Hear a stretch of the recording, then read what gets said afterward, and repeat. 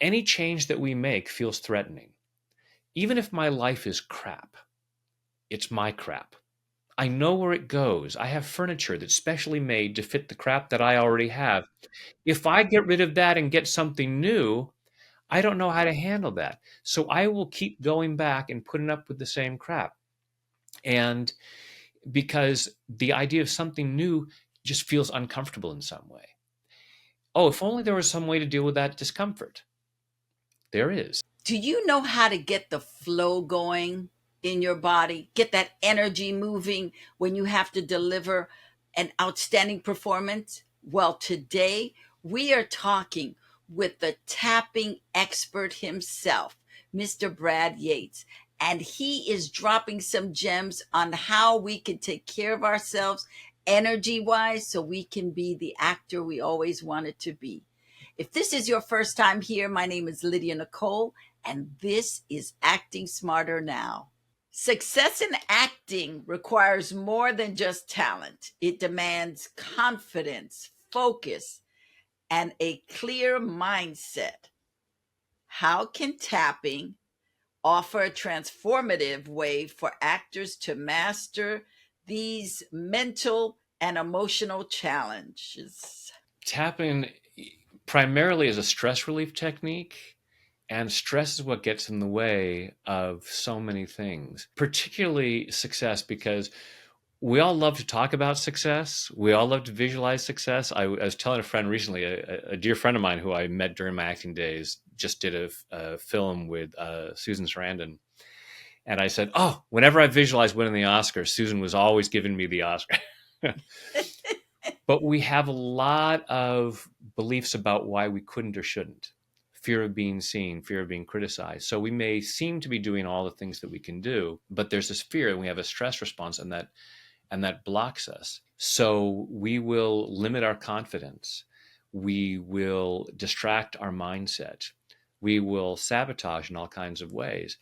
I look back at my acting career and all the ways that I sabotaged myself. Like that one really good job I got, and I showed up late, and then I blew my cue and things like that. But I now say self-sabotage is simply misguided self-love. We're trying to protect ourselves based on old ideas, because when we look at those changes, we had that stress response. And so this tapping based on acupuncture is a very simple way of lowering that stress such that it feels safer to move forward. It feels safer to have those achievements. And then, oh, I can take this action. So I love using it both professionally and creatively. So it may be, what are the blocks that are stopping me from networking, from, well, back in my day, it was sending out my 8x10s. But also as an actor, what limits me in making creative choices and making bold choices? So as we set ourselves free, we have greater freedom to succeed. So let's talk about tapping, also called EFT. What is EFT exactly? Yeah, so EFT is short for Emotional Freedom Techniques. And this is the protocol created by Gary Craig, based on the foundational work of Dr. Roger Callahan, which was called TFT, or Thought Field Therapy. And as I just mentioned, it's based on acupuncture. So for thousands of years in Chinese medicine, they've said there's a flow of energy through the body along pathways that are called meridians. And when the energy is flowing naturally, we experience our natural state of health and well-being, physically and emotionally. When this energy gets stuck or disrupted in some way, we don't feel so good. We don't think as clearly, we don't make the best choices, and that has all kinds of unfortunate consequences for us. So in traditional Chinese medicine, the doctor would stick needles in these key points along these meridians to stimulate that healthy flow of energy. And we're just tapping those same points to clear out those blockages. And we have a growing body of scientific research validating this primarily as a stress relief technique. But these studies have been done showing a reduction in depression, reduction in anxiety, an uptick in happiness, immune boosting. So there's all kinds of benefits that we get from this process of sending these electrical signals to the brain. You mentioned meridian points. What exactly is a meridian point? And then where are they located? Yeah, great question, Lydia. So if you've ever, for anyone who's familiar with acupuncture, has seen, like those little models of acupuncture points, and you'll see there are lines drawn up and down the body. So these meridians are these lines that run along the body, and then these points are just key points along those pathways. And studies have been done tapping on these actual points versus tapping on other points that are called sham points that are not along the meridians. And there is a recognizable difference in the ways that they measure the energy. You can actually take a galvanometer and measure these points because they have lower electrical resistance. The actual meridian points, you can see that there is something physically different about these points. The meridians tend to be associated with different organs in the body, which are related to different emotions. So there are some people who will focus working on a particular point based on that. So, for instance, the point on the side of the eye is on the gallbladder meridian, and it's associated with anger. So, Wait a minute. Okay. How many times should I tap here? I need to tap, tap, tap. as many as it takes, Lydia. Should I do both? Should I be tapping both? Great question. The meridians run up and down both sides of the body, so you can tap with either hand on either side, or a lot of people tap with both at the same time. And there are a lot of folks who could use a lot of this at any given time. And here too, is that also part of the gallbladder, or is that, the anger? The points that we use in emotional freedom technique are, we start with the eyebrow point right at the beginning of the eyebrow, and that's the bladder, and it's generally associated with sadness or trauma. I need that, Brad. I need that. Then the gallbladder associated with anger or resentment. Right under the eye is the stomach meridian associated with fear. Under the nose is what's called the governing meridian, and it runs over this way, and it's often associated with embarrassment or humiliation. Under the mouth is the central meridian, and this is associated with guilt and shame. So these two are pretty intense for actors, I would say. This is Absolutely. where we hang out with humiliation, shame, more so than anger. We're stuck here a lot of times. Am I making that up? No, that makes sense. And right around our mouth, which is one of our primary tools. Unless you're a mime, that's as an actor, your mouth is pretty important. Very important for some. Those mouth actors who do a lot with their mouths. Then there's the collarbone point, which is along the kidney meridian, and this is again associated with fear. And ultimately, all of the uncomfortable emotions have fear underneath them. Ultimately, there's love and there's fear. What doesn't feel like love has fear related, but as actors, we use the whole spectrum of emotions that are all of those other manifestations of fear. And then under the arm, and this is the spleen, and it's associated with low self-esteem. Another good one for actors to get that stuff out. Absolutely. And then finally, the top of the head, which is a meeting point for a lot of the meridians. Just a lot of the meridians cross over the top of the head. So we cover a lot of ground. Any place in particular, or? I use all of my fingertips and tap around the crown of the head and just sort of cover that whole area. And the top is for, tell me what it's associated with. All kinds of different things, because it's several different meridians. So it's not one specific emotion that's it. Now, when Dr. Callahan first came up with thought field therapy, he would try to figure out which specific meridian points should be used, and for the presenting issue of the patient. So he would tap maybe 2 or 3 points in different sequences to do that. And then when Gary Craig came along, he had his training as an engineer, and thinking like an engineer, he said, how do we simplify this? And let's just tap all of the points instead of wasting time trying to figure out which 3 points to tap in which particular sequence. What happens if we tap all the points just in a row? And he found he was getting the same great results. So that simplified version was called emotional freedom techniques. Wow, this is amazing. I'm just going to veer off for a second because this year I've been really dealing with stuck emotion and learning how to let go of those emotions that you've been holding on because of trauma, childhood stuff. It started with, I think it's called fascia, where they just start touching, like not touching you, but they're like over, their hands are over your body and they can tell where your energy is stuck. And then there's another technique called the emotion code, which deals with, again, the emotions. And as actors, this is so important that we can be free enough to tap into whatever emotions we need to deliver the performances that we need. And a lot of times we hold all of that, we finish the job, but we're still keeping that stuff in. In an ideal world, there would be a tapping practitioner on every set, so that an actor could feel free to really go into a scene knowing that they won't have to take it with them afterwards, that they can, okay, great take, great, okay, everybody, let's just shake that out, let's let it go.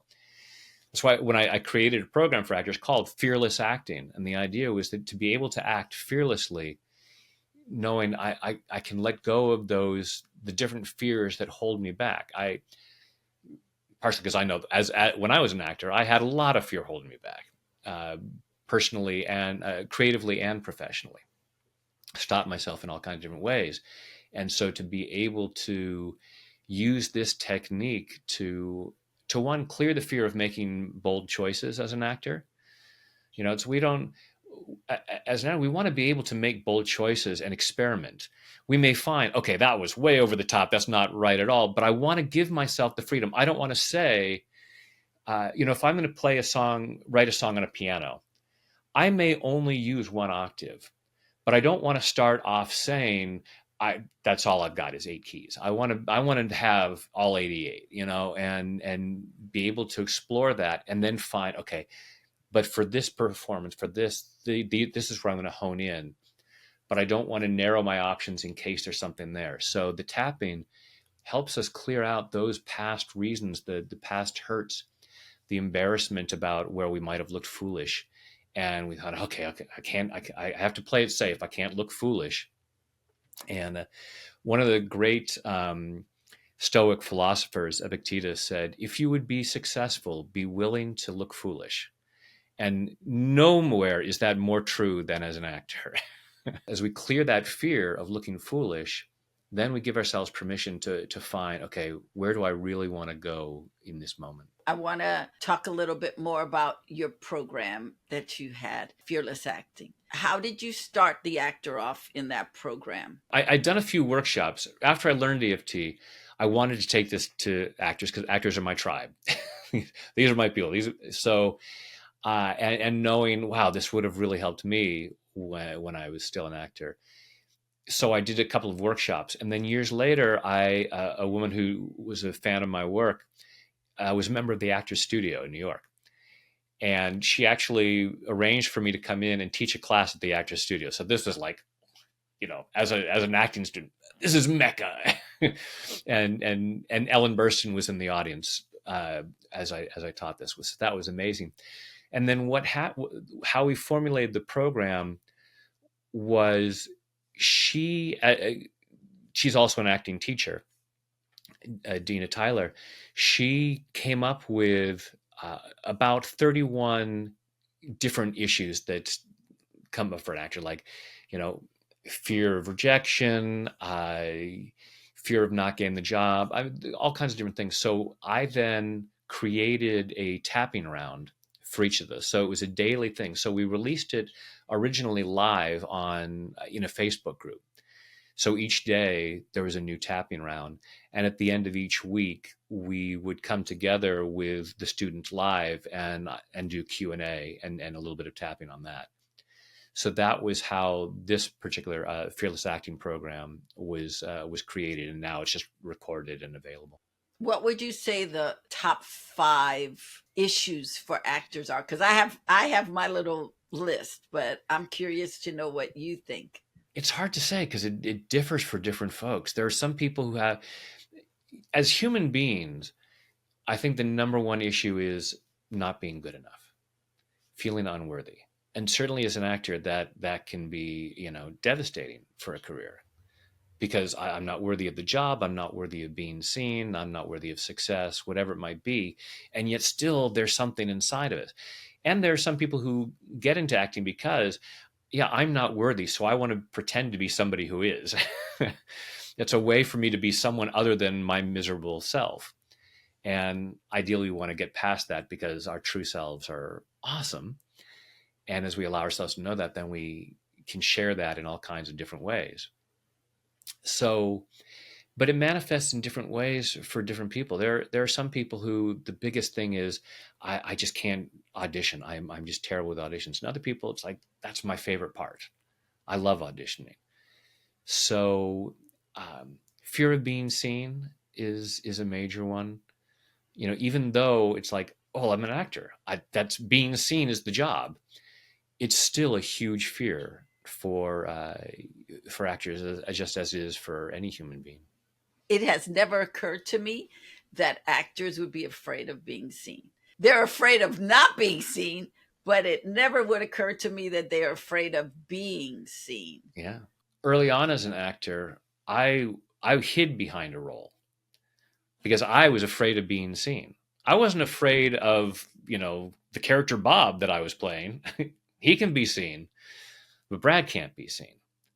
And as an actor, if you not can't allow yourself to be vulnerable enough to be seen like that, it's gonna, you're operating with at least one hand tied behind your back. Can we do a few exercises, a few Oh, tapping absolutely. things?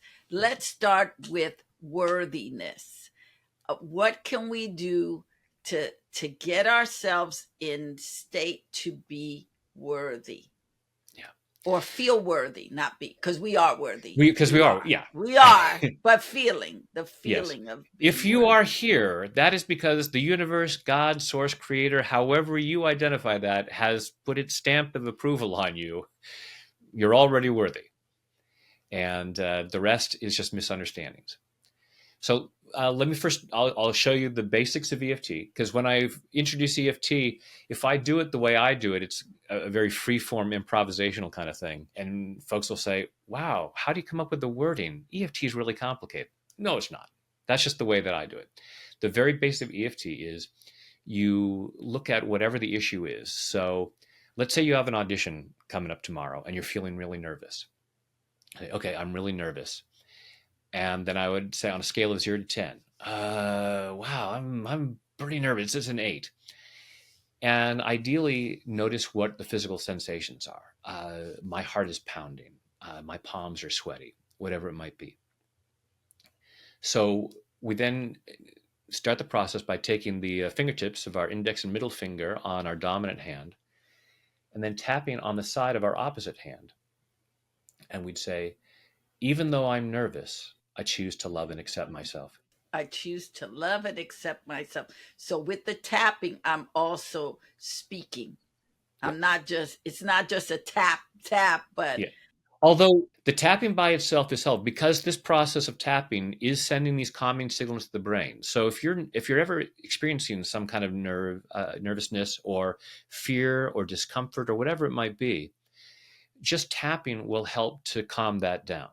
and tell me what the hand meridian is. The point on the hand is it's a meridian point called triple warmer. Basically, what we're doing as we do the setup phrase is we're stating a level of self acceptance, even though we have this issue. Because most of the time we try to deny that we have issues. When we tell ourselves that 4-letter F word. I'm fine. Fine. If you insist you're fine, you're not going to get anywhere. So this is saying, even though I'm not fine, basically, I still choose to love and accept myself. And so we'll repeat that 3 times. And then we'll go through the different points. So right here, the eyebrow point, and we generally tap the points between 5 and 10 times, but you don't have to keep count. It's not an exact number. So we'll tap there and say, this nervousness, Side of the eye, this nervousness. Under the eye, this nervousness. Under the nose, this nervousness. Under the mouth, this nervousness. It's just above the chin. Now, right here where your collarbones just about come together, there's that little bit of a U shape at the base of your throat. And you can use all of your fingertips or even make a fist and tap where the collarbones come together. This nervousness.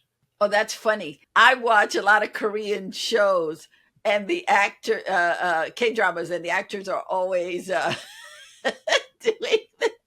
Our bodies are designed to be fine. The next point is about 4 inches below the armpit. So that's right about bra strap level, and I'm sure even the guys can figure out where that is. And all this nervousness, and then finally the top of the head. So tapping around the crown of your head, all this nervousness, and then we take a deep breath, and then you check in and say, okay, how am I doing with that nervousness? How is my heart doing? How are my palms doing? Whatever it might be, and sometimes that nervousness will go from an 8 to a 0 like that. It's not usually that quick, but it does happen. It may just go from an 8 to a 7.75.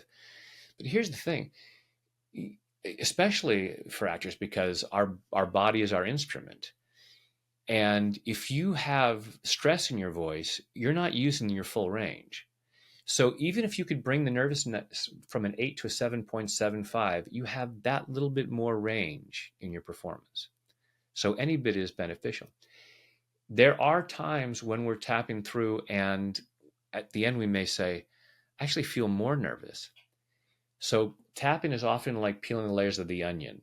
And it's not that the tapping has caused more nervousness, it's that we've gone looking for what's there and we're just aware. It's like if you look at your room and you say, oh, my room's really clean, but I want to clean it up because I've got company coming over, and I'm looking at the couch and suddenly I find there's dirty laundry under the couch. It's not that I'm going to say, oh, see, I shouldn't have cleaned up my room because it made it dirtier. No, I just have found what was there and now I can clean it up. Same with the tapping. If you find yourself doing a tapping around and thinking, now I feel more uncomfortable, it's that you're just now more aware of what was there. And that's good because that stuff was going to be in your way. That was going to trip you up. So then you can focus more particularly on it. So it may be, as I'm tapping through, I realize, oh, I'm nervous about this because I know that I know someone who's going to be there, and I really want to make a good impression on them. And so this one seems a higher level thing. And as I can then say, even though I'm worried about impressing this person, and now it's a different issue that I'm tapping. I want to stay with worthiness because I find that is huge for creatives in general. And the more talented the individual is, the more they feel unworthy, the more they don't feel, I don't know about you, but a lot of my tribesmen and women who are extremely talented, I mean, they can do so many things, walk with a sense of not being enough. And when that comes up, what is around? Is that how you explain doing around so that you can settle yourself? Yeah, absolutely. And it's interesting when you made the comment that the more talented, the more the unworthiness. And I was thinking, why would that be? And here's a thought about it, because this is what I love about my job, is trying to figure out, why do we do these things? Why do we think these ways? We have so much programming about not being too big for our britches and not shining too much, that someone who is more in touch with their gifts and is able to share that more is more prone to success. And there is that fear of being arrogant and shining too much. And so that sense of unworthiness is a way of trying to stay in a safety zone. I am afraid of acknowledging how awesome I am, because underneath it all, we know that we are magnificent children of the universe. We know that we were born to be awesome, but we tell ourselves a different story. We've been told a different story, one, by a lot of people, but we have this belief of it's not safe to feel worthy. Then you'll find plenty of people who are very talented, very successful, and feel worthy of it and say, yeah, no, I'm really good at what I do and I'm worthy of the success I get. But there are people who will say, oh, no, no. And I don't know. I'm just fortunate. I'm just this. And it's because it would feel arrogant to say otherwise. And they're afraid of what might happen. So these are the things that we want to clear up. So yeah, I did the one on nervousness just to show you guys the very basic format of EFT in a nutshell, so that you know, oh, that's the tool. Here's how I can do it. I can just say the same word over. Now we're going to play with the worthiness thing. So so what I would like everyone to do is close your eyes, take a deep breath in and hold it, and let it go. Now, just breathing comfortably with your eyes closed, just go ahead and allow yourself to be present. Right here, right now, as present as possible. And I want you to imagine looking in a full-length mirror and see yourself and say, I am worthy. And just look, excellent. And just let that rattle around inside and notice how that feels. Now we're going to change the game a little bit. I want you to also imagine that you have the success that you'd like to have, however you want to imagine that. You may see yourself, on maybe you're on stage at the Dorothy Chandler Pavilion, or you're on a movie set, or whatever it is, or maybe you see yourself, accepting an award. However you want to imagine, yes, this, I am a successful actor. So just with your eyes closed, imagining this, feeling what that feels like, allowing yourself to be aware of the excitement. There's a part that says, "Oh yes, this would be awesome," but following your breath through your body, noticing what you're feeling physically and emotionally. Say, "I am worthy of this," and let that rattle around. And notice on a scale of 0 to 10 how true it feels. And do not judge yourself harshly if the number is lower than you'd like it to be. If it's a 2, it doesn't mean, oh, I'm kidding myself being an actor. I've only got 2 of worthiness. It's like, no, that's just how much misunderstanding is there, but that can be cleared up. So just allowing yourself to be aware of what you feel in your body when you think about being worthy of this success. And this could be anything, could be any level of success, personally or professionally or creatively. Not yet. Not yet. We're just getting clear about what we where we think we are in terms of feeling worthy. Ideally, we want to get to a place of saying, in terms of being worthy and deserving of the best this world has to offer, I'm at a 10. Done deal. Of course, I'm here. There's nothing that's too good for me. So just allow yourself to be aware of where that is. And again, if it's only a 1 or a 2, or it may feel like a negative, and it may be shocking to find that out, but and it may even be painful to find out, but it's good to find that out, because you're going to be sabotaging yourself nonstop, because you're not going to allow yourself to have a success that you feel unworthy of, that you truly feel unworthy of. So just allow yourself to be aware of where, what number you're at, and allow yourself to be aware of any thoughts, beliefs, or memories that come up as to why you couldn't or shouldn't feel more worthy. It may be I don't feel worthy because I just feel I'm not good enough. It may be part of me knows I'm good enough, but I can't allow myself to feel worthy because that would be arrogant. So just allow yourself to notice whatever kinds of thoughts come up, and don't worry about getting it right. Your mind may be a blank, and you may just say, I just feel this tightness in my shoulders. Whatever you're experiencing is right. Take a deep breath, open your eyes, and tap where I tap, and repeat back what I say. Even though I doubt my worthiness, Even though I doubt my worthiness, I choose to love and accept myself anyway. I choose to love and accept myself anyway. Even though I doubt my worthiness, Even though I doubt my worthiness, I choose to love and honor myself anyway. I choose to love and honor myself anyway. Even though I doubt my worthiness, Even though I doubt my worthiness, I have these thoughts and beliefs I have these thoughts and beliefs about how I'm not good enough how I'm not good enough and I don't deserve better things. and I don't deserve better things. And when I'm holding on to those beliefs, And when I'm holding on to those beliefs, I brilliantly block opportunities. I brilliantly block opportunities. And maybe it's time to knock that off. And maybe it's time to knock that off. And even though I might doubt my worthiness, And even though I might doubt my worthiness, I choose to deeply and completely I choose to deeply and completely love, honor, and accept myself. love, honor, and accept myself. And maybe anyone else who's contributed to these doubts, And maybe anyone who's contributed to these doubts, because I choose to be that free. because I choose to be that free. Okay, and now we'll go through the different points. All these doubts about my worthiness, All these doubts about my worthiness, all these doubts about my worthiness, all these doubts about my worthiness, all these fears about not being good enough. all these fears about not being good enough. And I wonder where these came from. And I wonder where these came from.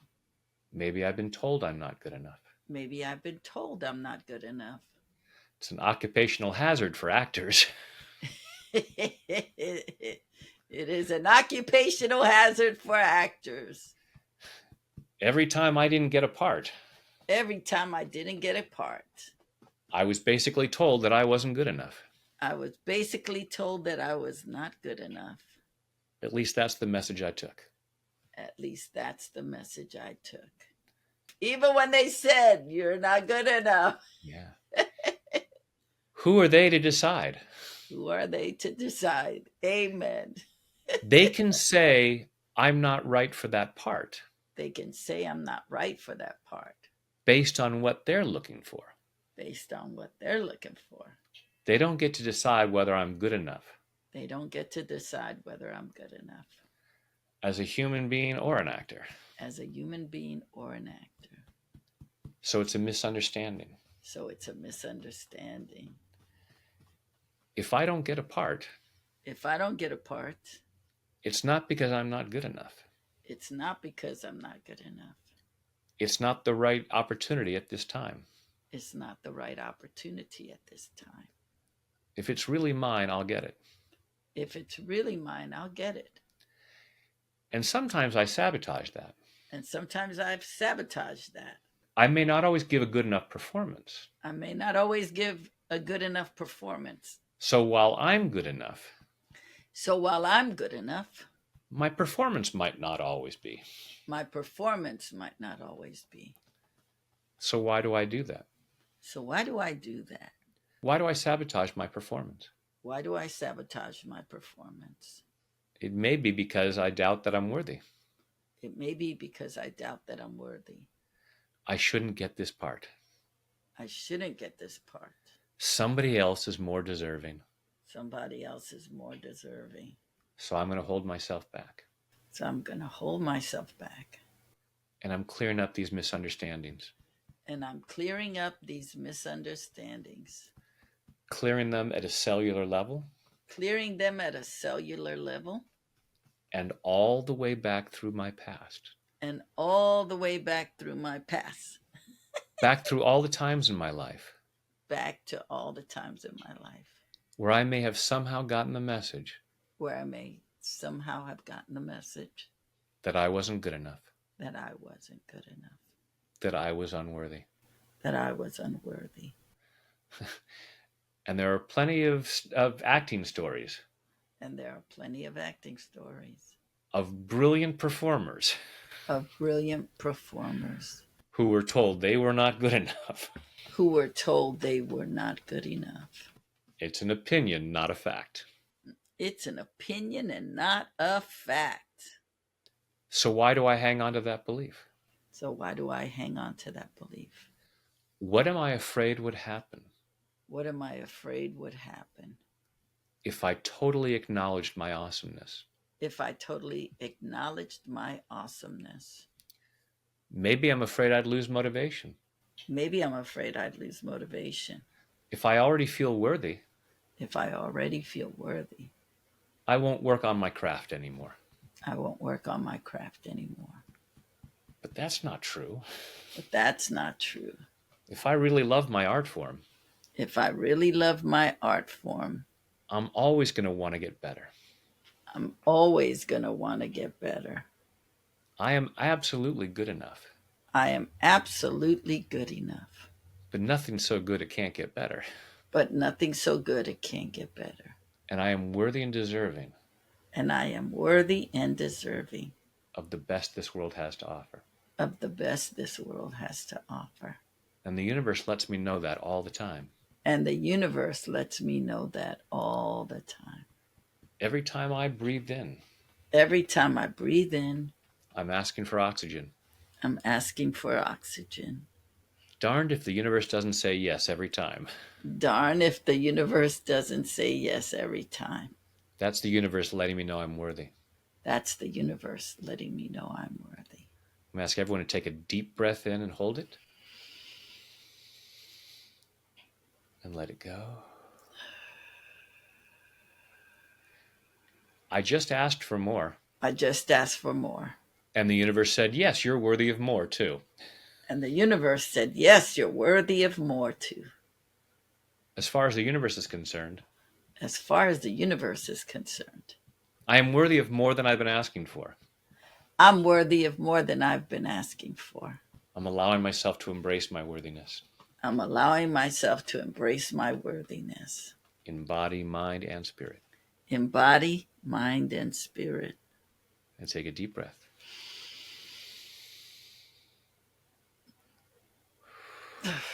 Close your eyes.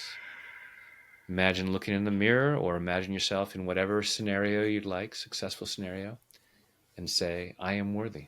I am worthy. And rate that on a scale of 0 to 10 again.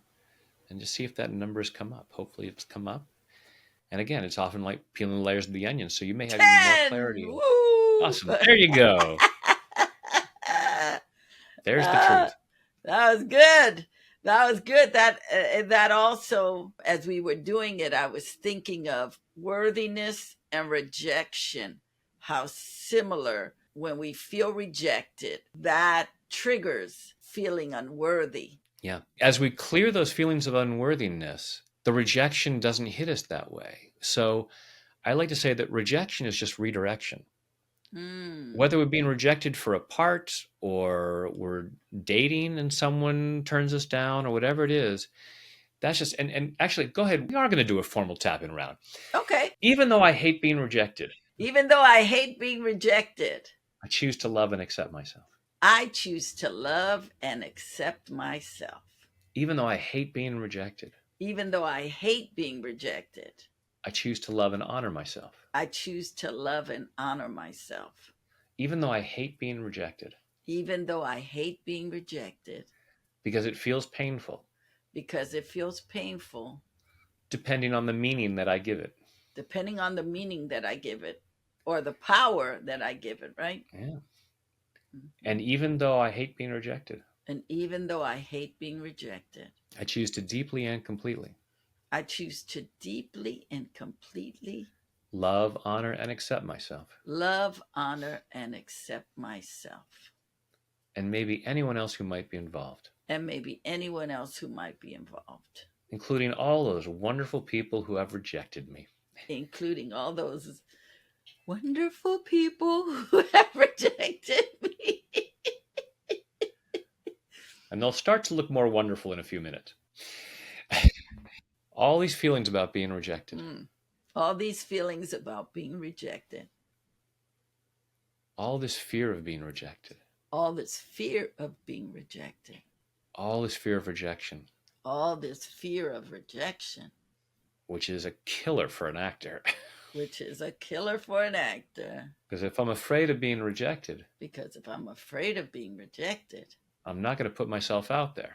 I am not going to put myself out there. And no one hires an actor that they don't know about.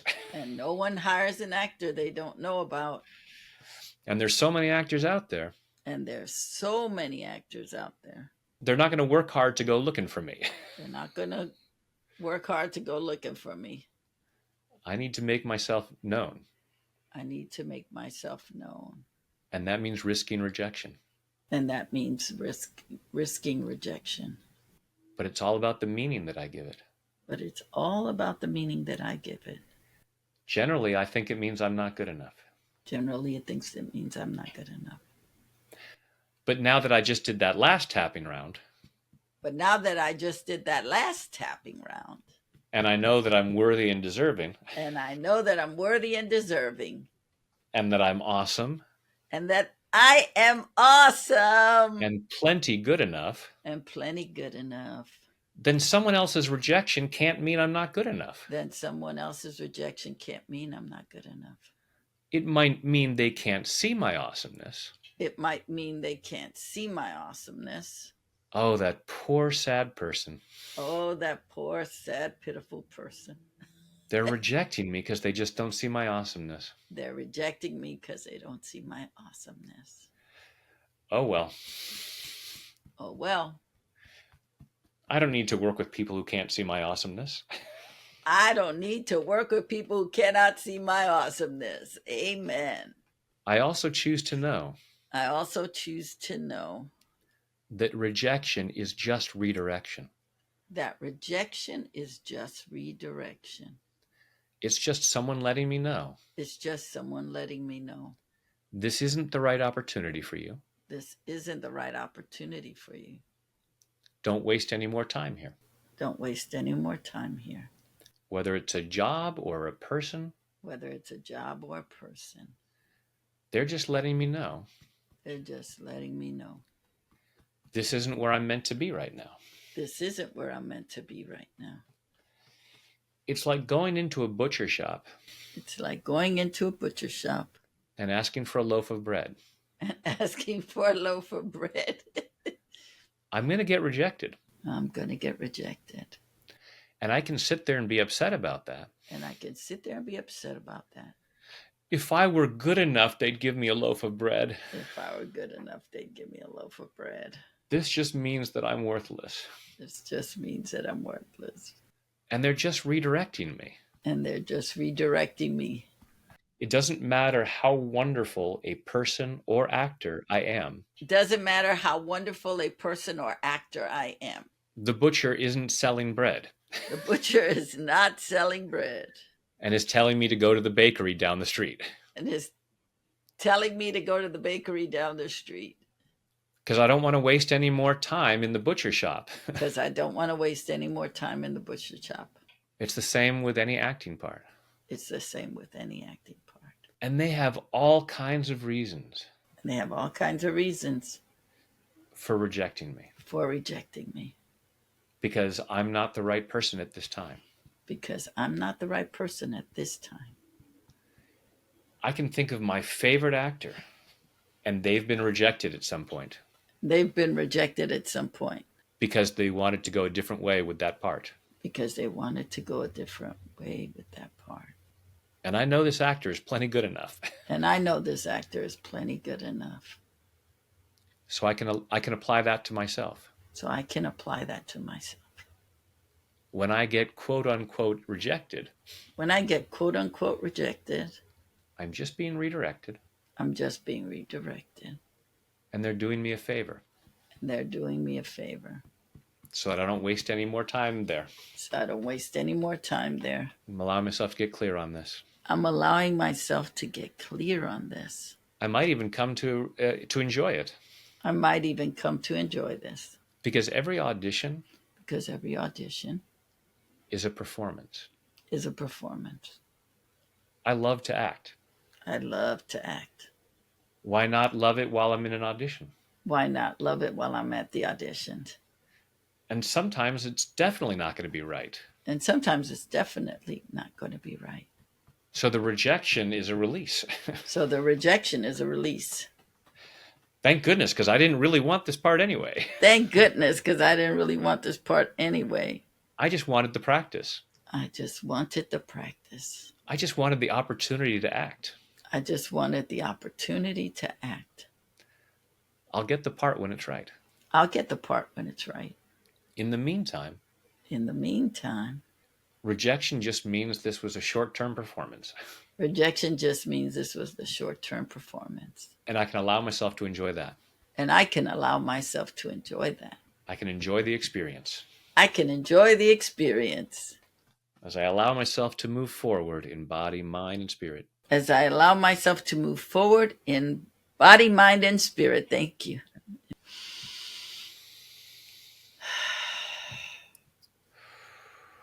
I was working recently with a professional actress, and she was talking about how she loves auditions, and sometimes it's like, yeah, I don't even want the part. It's like I looked at it's like because the timing of it and where it's being shot, and it's like, yeah, that's not going to be really convenient for me right now, but I really just love this opportunity to come in and even for a few moments play, make choices, and ply my craft. And then the rejection is like, yeah, no, I know I'm good enough. They're just letting me know because they know, oh, this isn't the right place for you at the moment. I loved what you said. Rejection is misdirection. It's just that's a beautiful way of reframing it. Yeah. I say redirection. So rejection is redirection. It's just saying, no, you just go look somewhere else. If you want a loaf of bread, go to the bakery. It's down the street. Right. And as you were saying that, I was thinking, well, if I go to the wrong store, I'm not feeling rejected. I'm feeling like they're helping me go where I'm supposed to be. Exactly. And that's the mindset. If we go into that and we say, oh, I thought this role would be great, but if they're, if there's a reason why they're picking it up on, I mean, this is true in dating as well. It would be really great if when we're dating, if two people both at the same time recognize this isn't working. You're right. It was really nice meeting you. Godspeed. Have a great life. But often as human beings, we're complicated. So one person picks it up before the other person. But if someone breaks up with you, it's like they're just letting you know, don't waste any more time here. Because if I don't feel this is right for me, it's not right for you, and there's someone else who is right. For why would you waste any more time with me rather than going and finding the right person? Same with acting parts. A lot of times I think it's just a fear of letting go. It's like we're just afraid to let go because it's better what you know than what you don't know. And Absolutely. that's, I don't know where that comes from, but that's the trap sometimes. It's like, The to be or not to be speech is all about sticking with what you know rather than what's unknown. The fear of the unknown. It's written into the Declaration of Independence. It's written into all kinds of great works of literature. This idea of the expression "better the devil you know." And that's the thing with tapping for success, because any change that we make feels threatening. Even if my life is crap, it's my crap. I know where it goes. I have furniture that's specially made to fit the crap that I already have. If I get rid of that and get something new, I don't know how to handle that. So I will keep going back and putting up with the same crap. And because the idea of something new just feels uncomfortable in some way. Oh, if only there was some way to deal with that discomfort. There is. You deal with that discomfort and go, I can handle new levels of success. I can handle playing a different kind of role. I can handle meeting these different people. And so as we clear the stress around that, it's like, oh, yes, I can step into that and explore different possibilities. So that it gives us that freedom to make changes. And then we can allow ourselves to walk into opportunities much more free. Because if I'm not afraid of rejection, then I'm not limiting my my instrument. It's like going into walking in there with a guitar and holding all of the strings down with this fear of rejection, and then trying to play a song. Like, well, it's probably not going to work as well. We want to be able to go in there and go, hey, I'm going to give you my best. I'm going to have fun. We're going to have an experience here. And if you can see that for this project that I'm the right person, awesome. If not, it's best that I neither of us waste any more time. And I'm glad for this opportunity. Something I learned years ago, and I got this through a casting director, and that was the audition is the job. That you already won because you got the audition. That's the job. Now when you come in, be of service. That's all you have to do. You just have to be of service. That is it. That's it. And then anything else is cherry on top. Anything else is like, woo, but we come in so desperate sometimes. It's like, I need that. And people, I say this all the time, people can smell your desperation and it stinks and they want it out quickly. No one gets hired because they need the job. They don't know. No casting director is saying, you know, gosh, I have another person that just read who is perfect for this part, but I can see that you're about to get evicted, and so I'm going to give you, even though I think you're not right because you don't quite pair off with the other person that we've already cast, but that's okay. It's gonna hurt the production, but you need it But more. just for So you. Yes, yes. Yes, no, that is, but this is really good. This is good because if we can have things to anchor ourselves, to be freer, wow, that is amazing. I want to piggyback on this about your conscience and then your subconscious, because we're doing this stuff, we're tapping, we're doing this, but if it's so deep within you, how does tapping help? I think of it like an iceberg. You can chop the top of it so you don't see it, the water, but when you look down, it's so deep and so thick. How does tapping help? so everything that we experience, because we're spiritual beings having a physical experience, and that's how we experience life is in the physical. So whatever is bothering us, it's happening in the body. And feelings they're visceral things. If you're playing a part of somebody who's enraged and you're just totally relaxed in your body, oh man, I'm so mad at you. You're not getting it because it's something we feel in our bodies. So that's where it's at. So even if we're not aware of the words, I may not be sure exactly why I'm so angry. I just feel this anger. I feel this tightness in my chest or in my shoulders or this knot in my stomach. My fists are clenched. So whatever the actual subconscious reasons are, I don't have to know that right now. I may never have to know that. I just am aware that it's there. So, on a scale of 0 to 10, how tightly are my fists clenched? Oh, it's a good 9. Good. Even though my fists are so tense, clenched. And then I tap through that, and as I relax, it's like, okay, my hands are looser now. It's now down to a 4 or something like that. I may not be consciously aware of what I've released, but I know I'm releasing it. And now, again, my body as my instrument is more loose and free, and I'm able to play more notes. So, people often say, well, don't you have to know exactly what it was? It's like your trash can in your kitchen. You put all the stuff in through the week, and at the end of the week, you tie up the trash bag and you take it out to the garbage, you throw it away.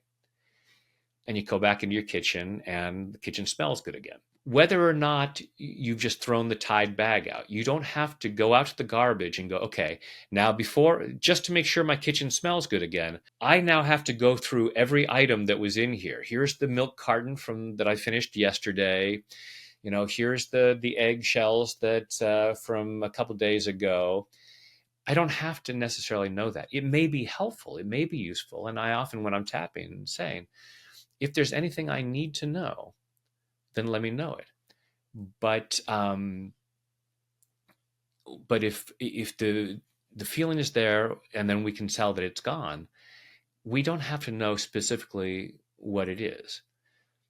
Just like if you're given a performance and you're showing rage, and the director says, "Oh, that rage is great." And it's like, "Yes, I'm remembering this time when I was." The director says, "I don't care.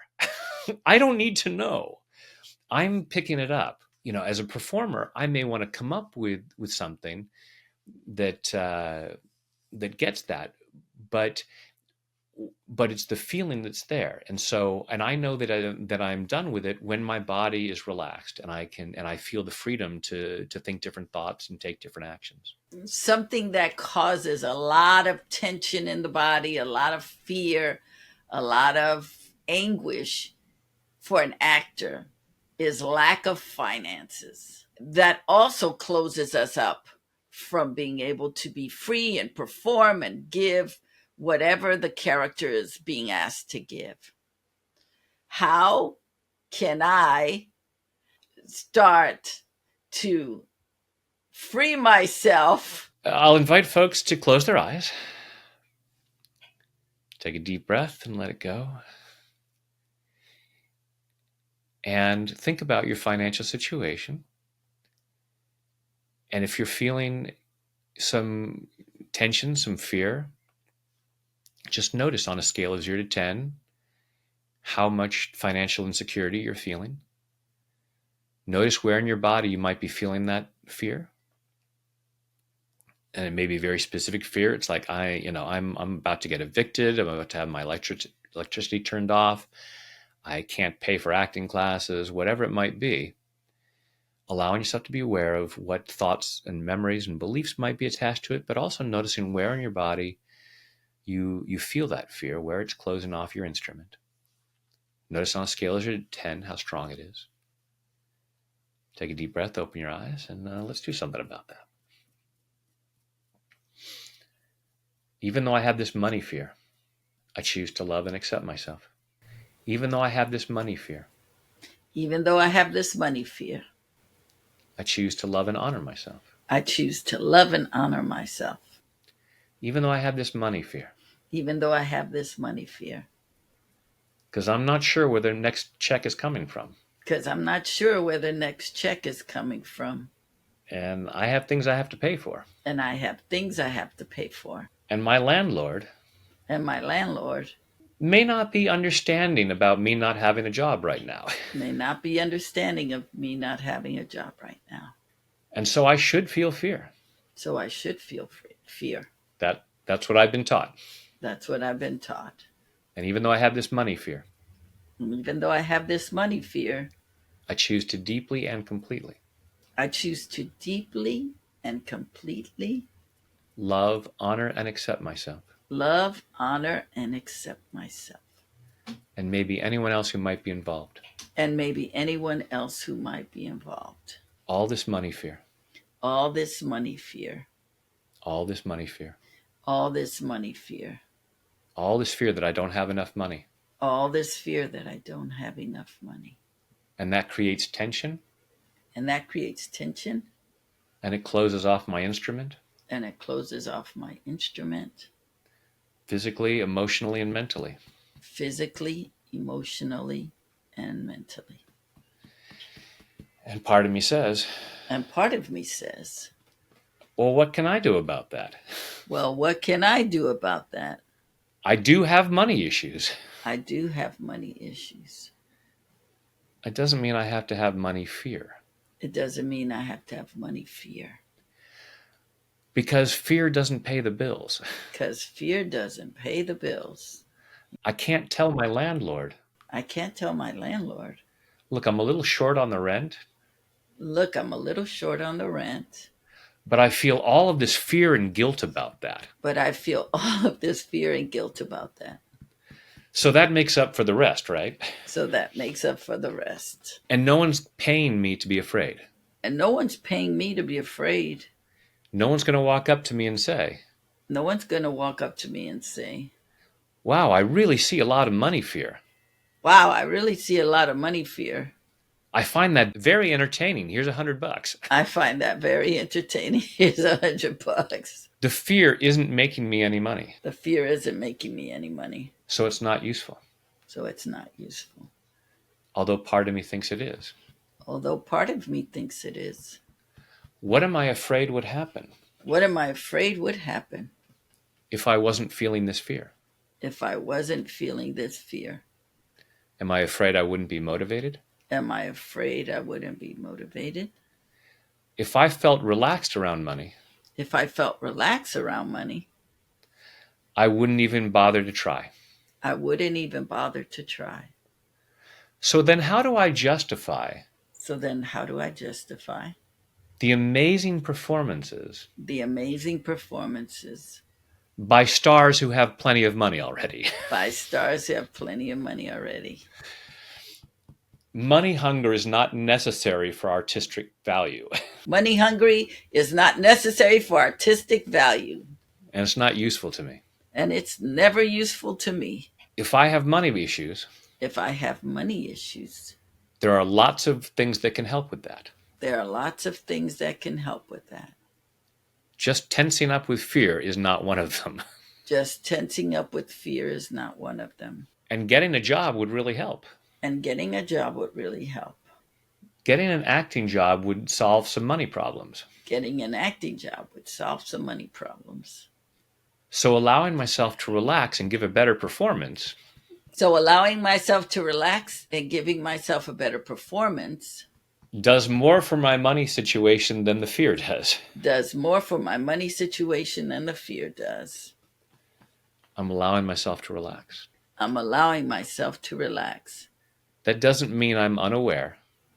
That doesn't mean I'm unaware. I'm not going to allow myself to starve I'm not going to allow myself to starve just because I have money just because I have money or because I'm not worried about it. or because I'm not worried about it.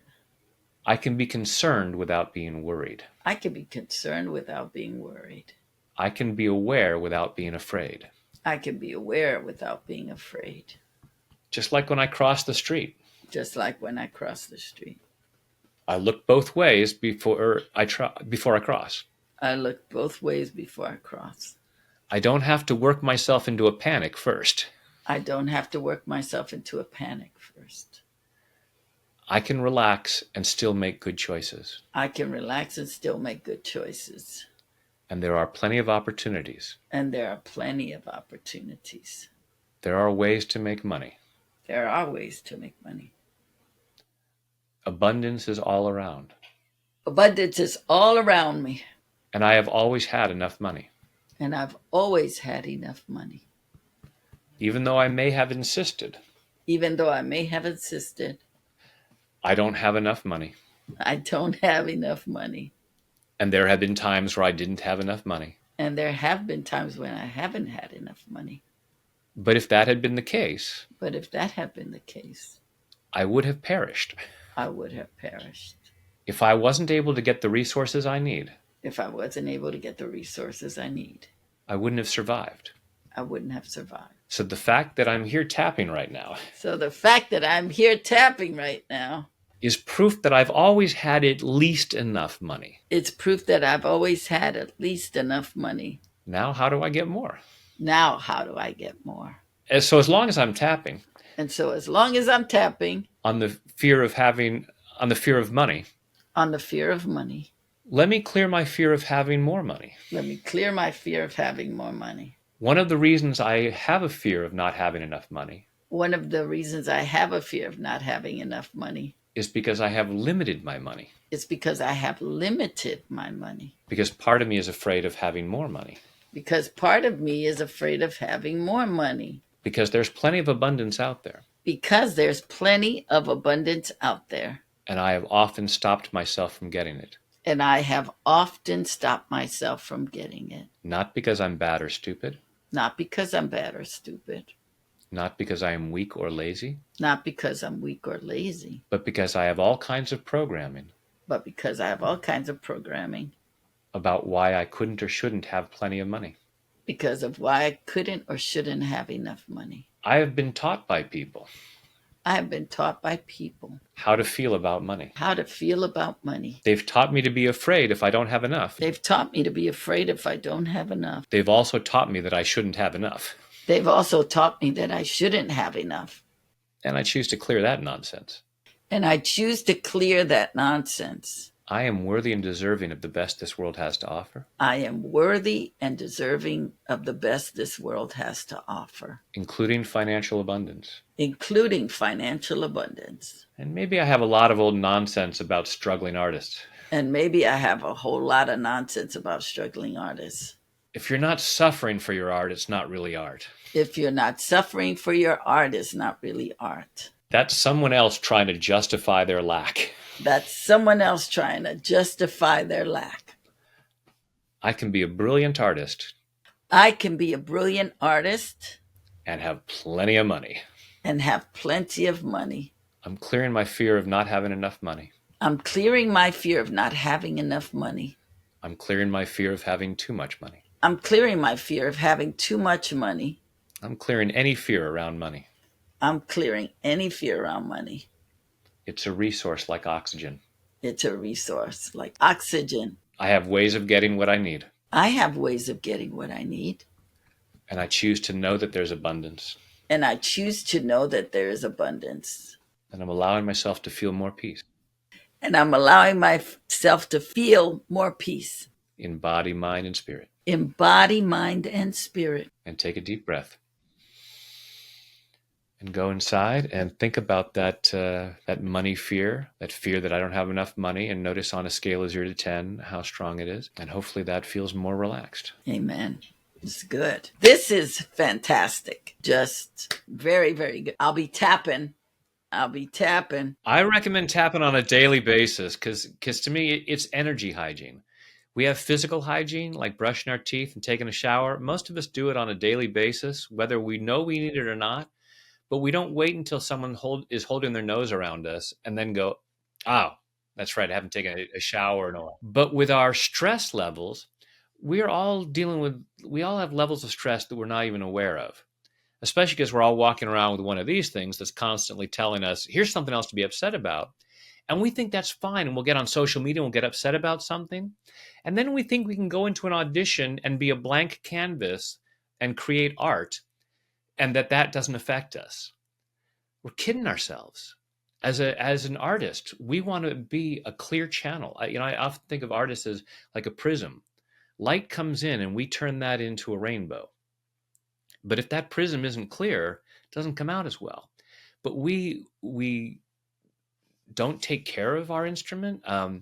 When I first said I was going to decide to become an actor, my cousin, who was a professional actress, she gave me a copy of Shakespeare. It's still here on my desk and had an inscription. One of the things in there was, take care of your body. This is the tool of your trade. Keep it in top condition. And so stress is harmful to our body. It damages the instrument. And yet we engage in all kinds of things that are harmful to us. So, to sit there and think that I can doom scroll on Instagram and then go in and give a great audition, if you like a challenge, but that's probably not the best way to go at it. So so tapping is just a great way of clearing that stuff out. So before you go on an audition, and even long before that, just thinking about it and just tapping, going, okay, why might I hold myself back? Why might I limit myself? What are the fears that might stop me from just really being an open channel for creativity and genius? That's good. What has been one of the most transformative tapping experience that you've witnessed in your career? So here's one for me creatively. Even before I got into acting, I was a cartoonist. Ideally, we know about tapping from an early age. And so I thought, oh, great way to teach kids is through a book, because I loved reading books to my kids. So I wrote a children's book called The Wizard's Wish. So I did all the drawings in this. But I had some blocks around that. So I'm there, and these are simple drawings. These are not really intricate drawings, but I was there thinking, man, let's see. If I went through after I'd written the text of the book, I'm going through and I said, oh, there's probably like 18 pictures that I need. And all this resistance coming up, and I don't know exactly what it was about, but I'm like, 18? Oh, what am I going to, this fear of not getting it right, not doing the drawings correctly or, well enough or whatever it was. And it took me 2 years. I'd written the text, I had the idea, and it had this block. And then I thought, I should do some tapping. But we often don't see our own blind spots. So I worked with a friend of mine, and we did a tapping session. And the next week, I sat down and I cranked out 40 drawings for this book. So it was like, there it was, all this time, and here it is. I'm a professional in this, but I didn't see my own blind spots, and I didn't see this is a total taboo issue where I had all of this creativity just dying to come through me, and I was holding that because I had these fears of not getting it right, and what if people don't like the drawings or whatever it might be, and worked with someone else and tapped through it, and the creativity just flowed through me. We have this potential. I look back as an actor, and I'm okay with, I think, wow, what would have been different if I had known how to tap back then? I don't regret that I switched this because this was my day job.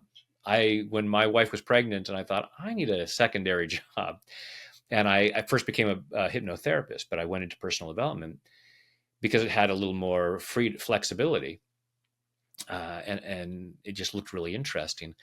And I was doing this for 2 years, doing hypnotherapy alongside continuing my acting career. And then when our second child was on the way, just some things were coming up, and I realized, as much as I love acting, and I'll always think of myself somewhat as an actor, doing personal development work was my calling. Even more so, it's like this is this. So the acting was a step in the direction of where I was going. I get to act all the time because when I do live workshops or even in my videos, I say I didn't quit acting. I've now written, directed, and starred in 1,500 of my own short films. But yeah, as we clear these things out, we find all kinds of gifts and talents that we have that we've limited. And but I've also worked with plenty of actors and musicians and people in all kinds of different art forms who find a greater sense of freedom in their creativity, a greater sense of freedom in their professional choices. So who's one actor, not without telling me their name, that you saw a big formation with them when they started doing tapping? Like they came to you and they were a mess, and then within a period of time or over a period of a year, they started shifting. And I haven't worked with as many actors one on one. I have worked. One that was more obvious was a musician that I was working with, who had a big idea for a project, and there were some feelings of, who am I to do this? And then and we worked through a lot of the worthiness things, and then and watching this project blossom and then be performed around the world. So there, and that's the thing, is so often with actors too, more so now, but still a lot of people still feel like I can only work if someone gives me a job.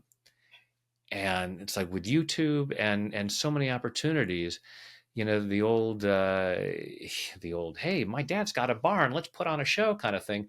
We all have a barn now. We can put on a show. You can act your heart out. Yeah. You can act your heart out. You don't have to wait to get booked to be able to for people to see your to be or not to be speech. And but we wait, and it's like, okay, what am I waiting for? Why do I feel that it's that? And it's so wonderful that we've seen examples of people, um, in the arts, like Billie Eilish, who was putting out music on the internet and was just, someone found her. And there are all kinds of stories of people who have done that. It's like, I'm not waiting for someone else to give me an opportunity to be seen. I have that opportunity now. And whether or not someone sees it and says, oh my goodness, you're the next leading person for my film, or just 5 people have a moment of enjoyment and you have shared your gift with those people, you have been of service as an actor. For if it's one person, when I make a tapping video, it's like, this may just be for one person. Well, I want to say about your videos, and for you listening or watching, you have to go to Brad Yates on YouTube, and I'm going to put all the information so you can find him and find his videos. One of the things that I really have appreciated in watching them is that you do them everywhere. I saw the one you did at the airport where this kid was having a full on tantrum, loud screaming, and you were talking about tapping. I was like, go ahead, Brad, go ahead. I did not know that that tantrum happened until I posted on YouTube, and people said, "Wow, you continued on even though that kid was." It's like, oh, I didn't even notice. I noticed the two staff members who came and walked past me to get some wheelchairs, and it was so funny because they didn't even pay attention to me. Here I am in this airport in front of my phone, tapping on my face, and they walked by as though nothing was going. That's impressive. But yeah, I've shot one in Times Square. I recently shot a couple down at the 911, the 9/11 memorial. Yeah, it's I love doing I love doing location shots. That actor in me. I love that you're in the park. You talk about a barn. You don't need a barn. You just go wherever you feel. I was out for a walk. One of the videos I put out recently about feeling foggy. I was out for a walk and walking by a park, and it was really foggy, and I thought, perfect. I just started tapping on, even though I'm feeling foggy. I was like, this is great. It's taking that inspiration.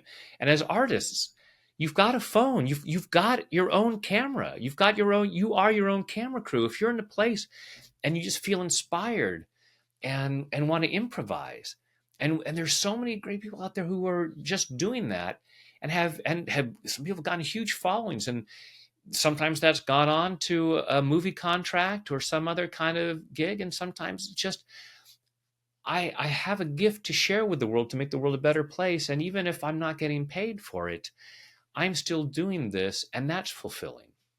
Well, I want to talk about you uh, right now because you are an artist. You being a practitioner of EFT does not make you less of an artist, an actor. Um, and I think it's important for any creative person who is listening to this to really take that in. You are always an artist. You're just figuring out non-traditional ways to be the artist you are. We want to put people in a box a lot of times, but the truth is, artistry is in everything, every single thing. I didn't know about you being a cartoonist, but I did read up on the fact that not only did you go to acting school, but you also went to clown college. I did. I went to Ringling Brothers and Barnum Bailey Clown College. Okay, so what was that like for you? I have a friend who goes to clown school, so I find it fascinating. Yeah, it was after I'd come to Los Angeles because I'd gotten my degree in acting. I studied acting in London. I traveled the world doing theater. Went to Hollywood to be a movie star, as one does.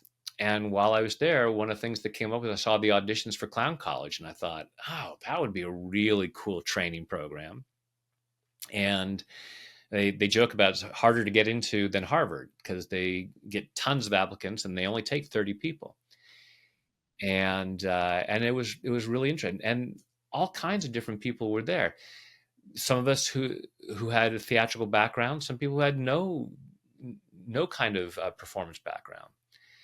And so that was amazing. I mean, every day you start the day putting on makeups, you're in makeup all day long, you're doing physical things like juggling or riding a unicycle, or doing character development, um, movement, body work, all kinds of different things. And it really was an amazing experience. And then at the end of each week, we would write gags.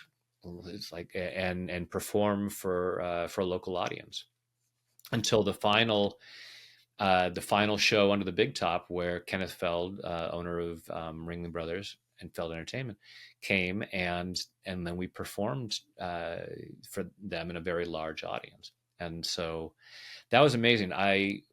A friend of mine and I were the MCs for the big show. We'd come up with a gag, this ongoing gag about being MCs, and then I was in several sketches as well. I was more of a Cirque du Soleil kind of clown than a Ringling Brothers kind of clown. So, and I can't remember the last time I actually put the clown makeup on, but it definitely informs things. Who I am as an actor has informed my work on video. That's what made it why I've done as well as I have on YouTube, is because a lot of people get on YouTube, they're so scared of being on camera. It's like, this is what I do. I've trained for this and have cleared enough of that fear that can be more expressive and allow myself to be more playful and comfortable on camera. And doing the clown work definitely took that to a whole other layer. What prompted you to put the camera on to do a YouTube video? So I had, after I'd made the transition full time into being a personal development person, I had learned about EFT, and I started, and this is all, the internet is still relatively new at this time. And I started creating short tapping rounds that people could do on the internet. And then YouTube came out, and I thought, hey, wouldn't it be cool if there's a YouTube video that people could use to start their day? And I'll call it Tap of the Morning. And I thought that was clever, and it was all I intended to do. I had no idea about creating the YouTube channel or anything like that. I didn't even know how to put it up. I had to have a friend of mine post it because I didn't know the technicalities of putting a video on YouTube. So I put it out there and thought, great, I've got a video on YouTube. And it was 6 months later, I thought, I should probably have a video for people to end their day, and I'll call it Tap of the Evening. And then I'm done. And then I had another idea and another idea, and then the ideas kept coming. I just thought, oh, I'll just keep making these videos, and then it just kept growing. Now you have 1,500 videos, and you've been doing it since 2007. Was there a period that you said, okay, because you mentioned when you first started, you did one, then 6 months later, you did another one. Was there a period where you started doing them on a regular basis? Because 1,500 is a lot. It is. And in those first couple of years, there would be days where I would shoot 6 videos all at once, and I'd upload them all at once. And one of my clients said, that's too many because I don't know, I can't watch them all right then. And so I just started pacing them out. And then I got to this routine of just putting out one a week. And I know that people say, oh, you should put out more for growing your channel. The funny thing is, the YouTube, it's been a great marketing tool in terms of people finding out about me. So I get to go do live workshops around the world because thanks to YouTube, people know who I am. But I've never done it as a marketing tool. It's simply, I have an idea of, I get a download of this would help people. All right, I'll make a video of that. And it's fulfilling in terms of making a difference. It's fulfilling for the actor in me, especially when I do live workshops, having a live audience. But there is that part that there's a performance aspect, and I like to bring a certain amount of humor into it, even when we're talking about tough subjects. And you do hit on some stuff that's really very strong. I'm thinking of the video you did right before the election, the fear. I thought that was so empowering and so powerful. Of what if they win? I was like, I wish I had seen this the day after. I needed it the day after.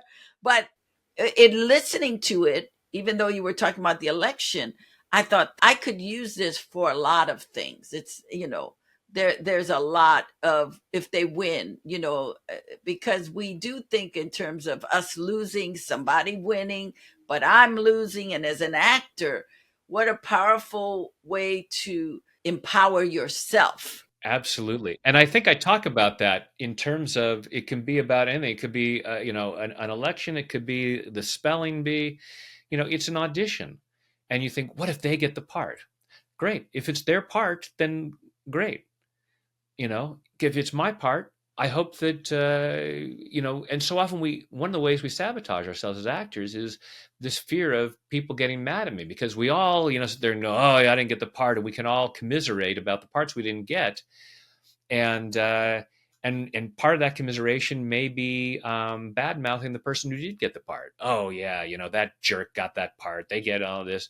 And while there's something that, it's community building and it feels empowering somehow, but the thing is, part of me is also thinking, if I don't want to be the person that they talk about like that, so I will limit my success so as to limit the amount of jealousy that's there. And it's like, let that stuff go.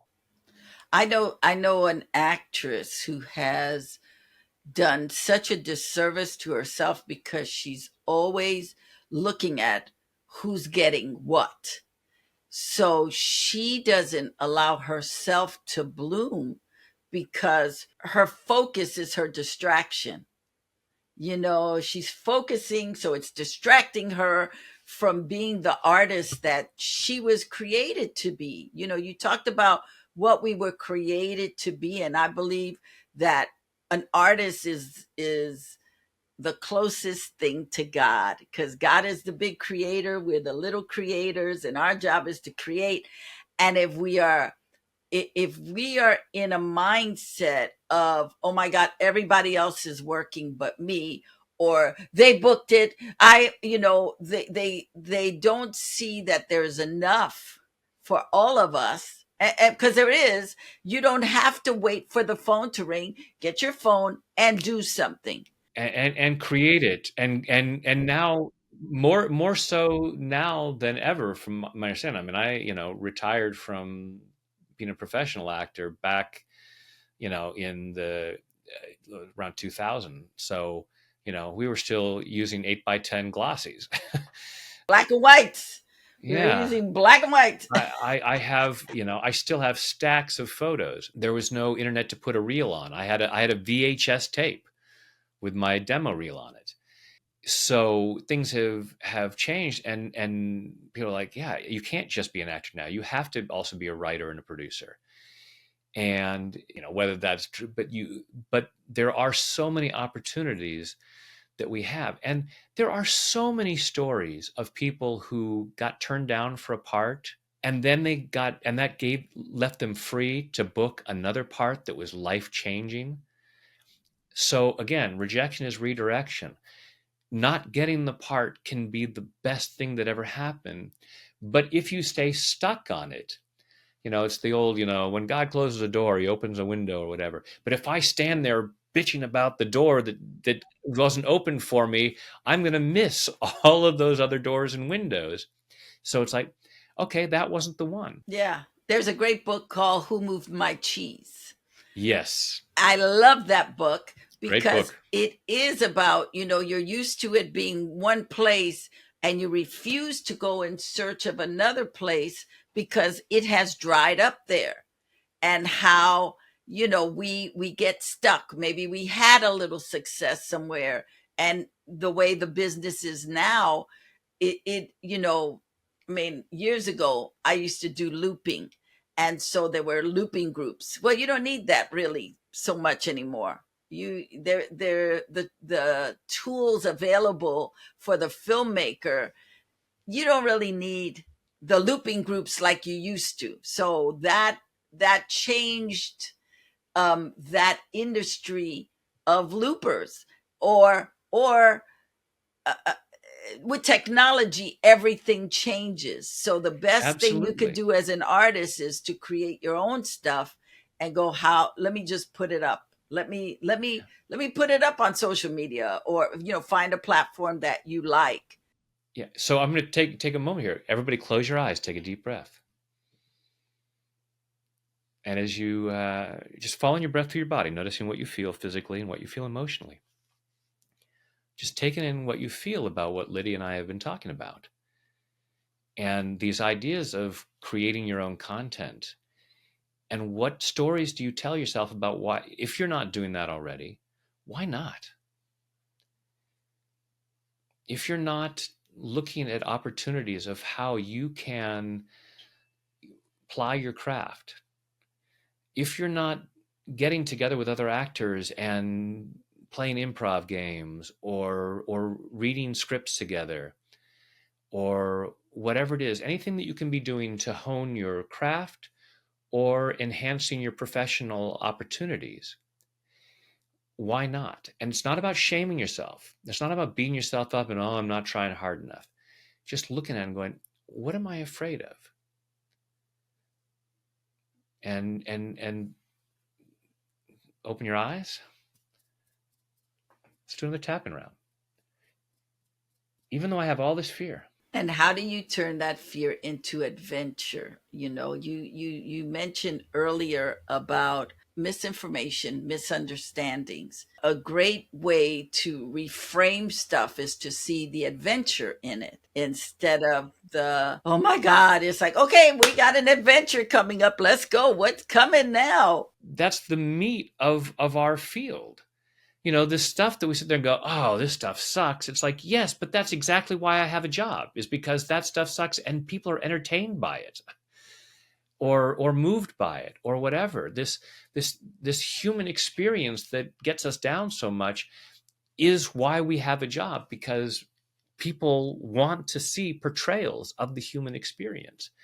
So it is an adventure. And it's like, and it may be, wow, I could write a great script out of this. So many scripts have been written by, some actor who was like, this was an experience that I went through, and I want to write the story and then play the part. As you clear the fear, you are a creative being. You are a prism.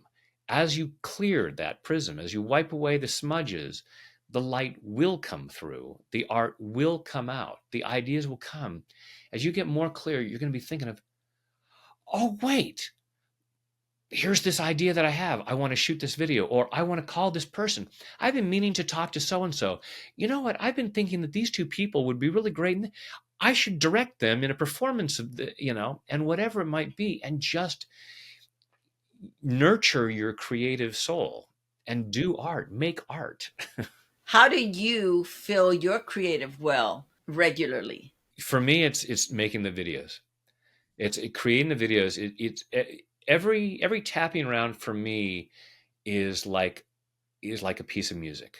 It's a song. It's an art. It's a painting. It's something that I just get an idea. It's like, oh, I want to create something around this, and then I just go for it. I see that. I mean, I see that in your videos. I see the care. Well, there's so much care. There's a lot of love. I told you this before. I feel it come through the screen. It's like, ooh. And it's very reassuring. Your videos make you feel reassured, and you wrap it in love and peace. It's great. What I'm blessed in is I'm very clear. So I wear this blue wristband that says "Cultivate Peace." So, the thing is, start with why. I know my why, or the old acting line is, "What's my motivation?" I know my motivation, about cultivating peace. And so when you know that, it comes through. And so as an actor, what is your motivation? Not just the motivation of the part, and the old joke is the actor says to the director, "What's my motivation?" The director says, "Your paycheck." When that's our only motivation as an artist, it it's not the best art. Well, it's not enough. It's not enough of a motivation. Make money by all means, because it's an abundant universe. There's enough for you to enjoy an abundant life. But it's like, what drives me? Oh, I just love. I love taking, maybe I love taking a writer's work and just bringing it to life. I love I love showing people their humanity. I love making people laugh. I love just bringing that up, whatever it might be. And then it's like, and I want to do that as much as I can. So I want to cultivate peace. I want people to experience the best life possible. And so it's like, yeah, I just love doing that. So I'll and so the video is my current medium, or doing live workshops. What do you want your legacy to be? It's that I made the world a better place. And that's I'm so blessed that at this point, with 1,500 videos, I have a legacy at this point. Not only that, but you have over 300,000 subscribers on YouTube. That's nothing to sneeze at. I applaud you. That is Thank you. nothing to sneeze at. Working on the millions and billions, but And millions of views. Your videos have attracted millions and millions of views, and that already you've created a huge community of people who want better. and so it's knowing I've introduced people to an opportunity to feel better, do better, and live better in whatever way it is. And this is why, I, again, actors are my tribe. This is where I, was acting in kindergarten, and because as actors we have an opportunity to reach people in such a beautiful way, in all kinds of, unfortunately, in our Western culture in America, art isn't honored the way it is in other parts of the world. Artists are sacred, and so the more we can allow ourselves to succeed creatively and professionally, the bigger the impact that we have. Well, you have been such a treat. This has been wonderful. I know this is going to bless so many actors who watch it. So I just want to say thank you. Thank you. Thank you. Thank you. My pleasure. Thank you for what you're doing, and thank you to all you actors who are sharing your gifts and talents. Ooh, ooh, ooh. That was some good information on what we need to do to help our emotions flow. Let me know what you think in the comments. I would love to get your take on it. And if you are so inclined, please buy me a coffee. And if you need some more help with getting rid of those demons that are causing you to have sabotage, please check out this next video with Joanna Daniel. It is superb.